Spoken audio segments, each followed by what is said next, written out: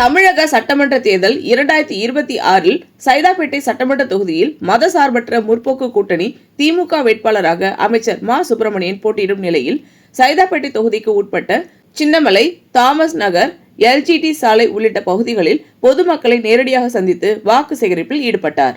அந்த பகுதியை சார்ந்தவர்கள் மா சுப்பிரமணியன் அவர்களுக்கு சால்வை அணிவித்து மலர் தூவி ஆரத்தி எடுத்து வரவேற்றனர்.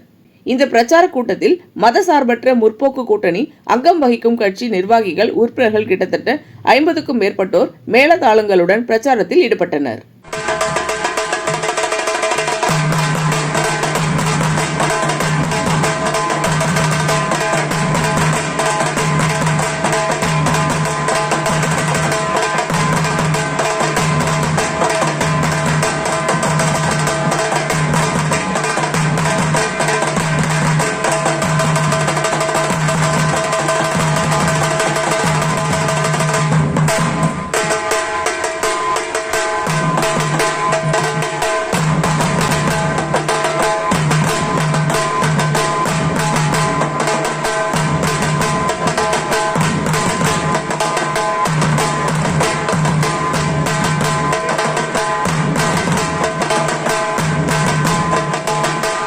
இந்த வீடியோ உங்களுக்கு பிடிச்சிருந்தா லைக் பண்ணுங்க, கமெண்ட் பண்ணுங்க, ஷேர் பண்ணுங்க, சப்ஸ்கிரைப் பண்ணுங்க.